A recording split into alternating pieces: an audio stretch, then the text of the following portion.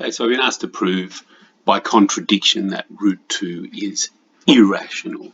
So let's assume, by way of contradiction, that root 2 is rational. Okay, this means, therefore, root 2 can be written as a fraction p over q, where p, q are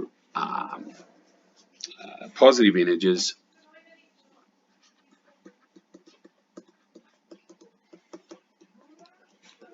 with no common factor.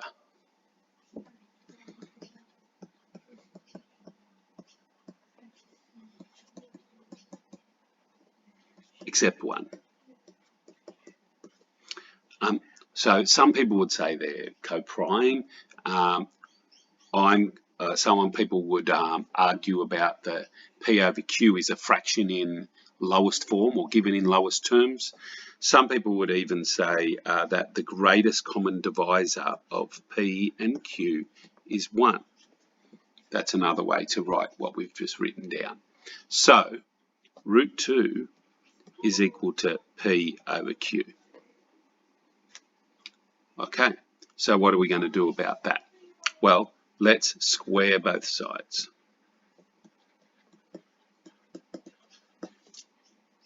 Okay, now root 2 is positive, by the way, we know that. So P over Q is positive. Okay, we're going to square both sides and we get 2 is equal to P squared over Q squared. So 2Q squared equals P squared. All right, so P squared, maybe another way to put it with as P as the subject, P squared is 2Q squared. Right? Same thing written down, but I'm focusing on the fact that P squared equals 2Q squared. Therefore, P squared is even.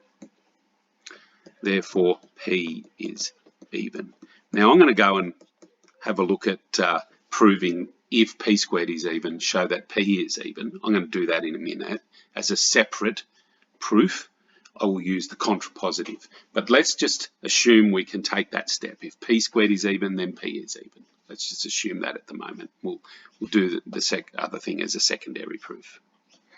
So P is even. So P can be written as 2K, where K is a positive integer, because that would make it an even number, right, for some appropriate value of K. So I'm saying P equals 2K. So above, up here, we've got that P squared equals 2Q squared, right? So I'm going to write that down. From above, comma, P squared equals 2Q squared. Therefore, 2K squared equals 2Q squared, because P is 2K. So 4K squared equals 2Q squared. All right, so Q squared equals 2K squared. All right, so therefore Q squared is even, because Q squared equals twice something, and therefore Q is even. And I'm going to, like I said, I'll prove the fact that if Q squared is even, Q is even, but you can assume that here. We can just take that step. Thus, this means that Q can be written as, I don't know, 2M, where M is an integer.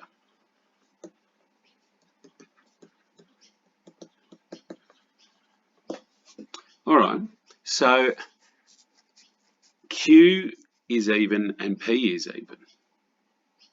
I didn't really need to write that last statement. If P is even and Q is also even, then they have a common factor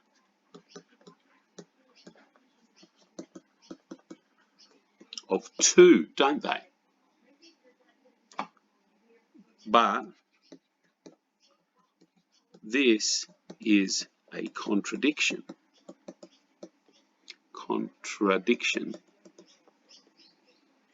To P and Q having no common factors except for 1.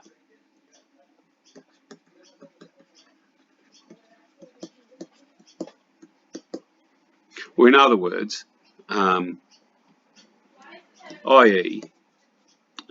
the greatest common divisor of P and Q equals 2 is a contradiction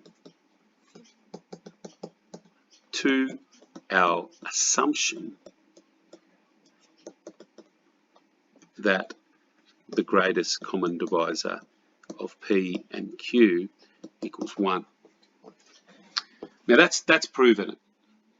Therefore, by contradiction, therefore, root 2 is not rational. Therefore, root 2 is irrational. So we've done the proof. Now there's a couple of things I want to talk about. First of all, I just want to have a look at the step here where I wrote down that this means that Q can be written as 2m, because I've had a look at doing this proof a different way in the past, where you lead to a sort of an infinite loop, if you like, and if you take it on in that respect, right, you might look at the fact that if Q equals 2m and P equals 2k, then we know that root 2 is equal to P over Q. So root 2 equals 2m over 2k, and we divide both by 2 and we get root 2 equals m over k, right? But then we start again, or did I put is P 2m or is Q 2m? Hold on, I might have put them upside down. Q is 2m. All right, sorry, I'll just write them the correct way around. Q is 2m and P is 2k. So no big deal, but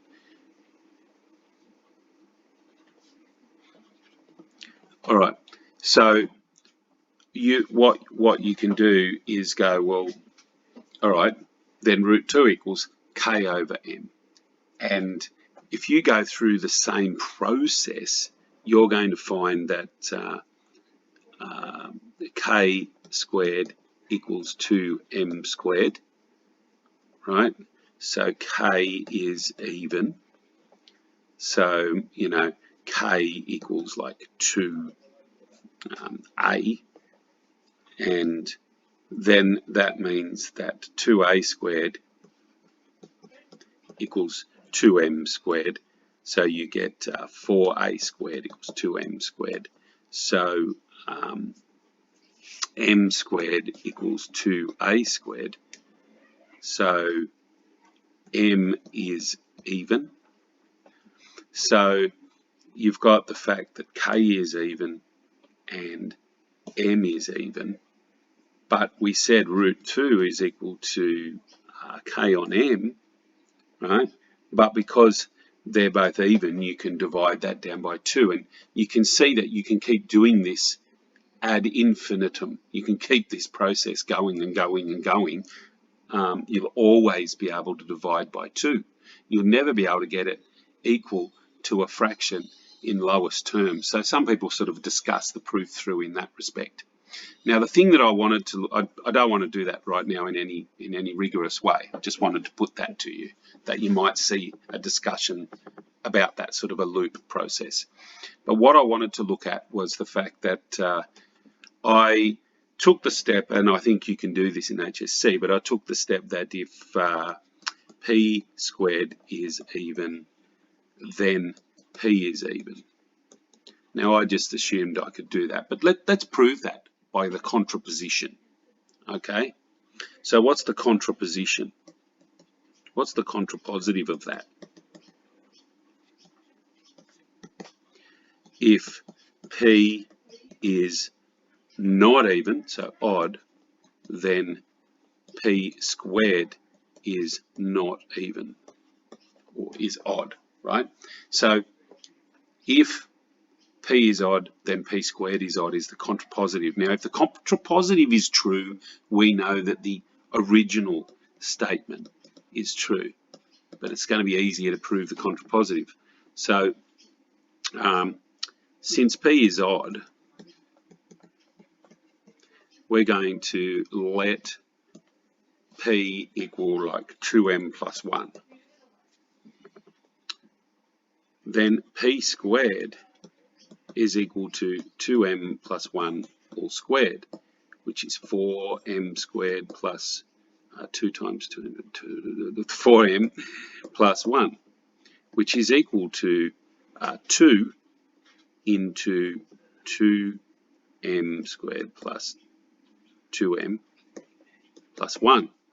Now, since m is an integer, right, that in there is an integer. So it equals to 2q plus 1, where q is equal to this 2m squared plus 2m, which is an integer since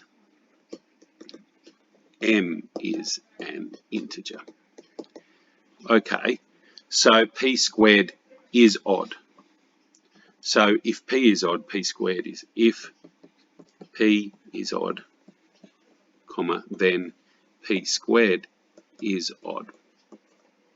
Now, that's what the if p is odd, p squared is odd is the contrapositive. So if the contrapositive true, then the original is true. So if the contrapositive is true, then the original is true. Therefore, if p squared is even, then p is even. So that's what I assumed at one point during that proof further back there.